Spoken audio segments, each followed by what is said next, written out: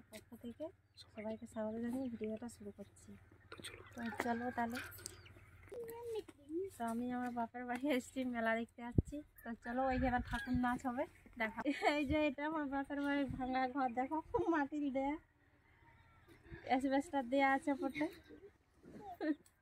বন্ধুরা কেলেন কত ভাবে দেখতে পাচ্ছ, এই কেলেনটা হচ্ছে পুরো ঝাড়গ্রাম হয়ে চলে যাচ্ছে কেলেনটা।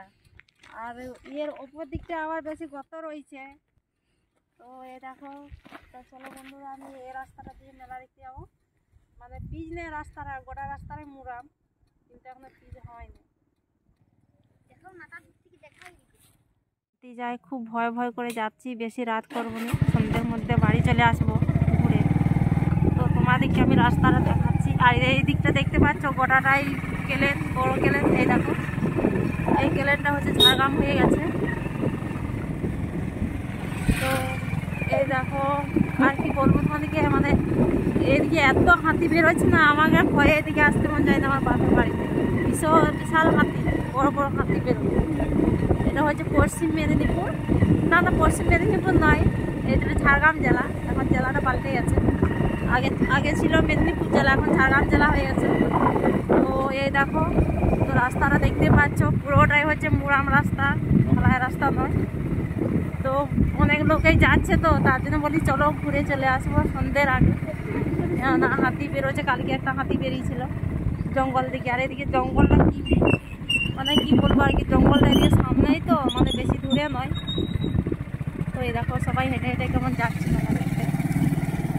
এই দেখো এটা হচ্ছে কেলেনটা, ওই দেখো থেকে দেখা।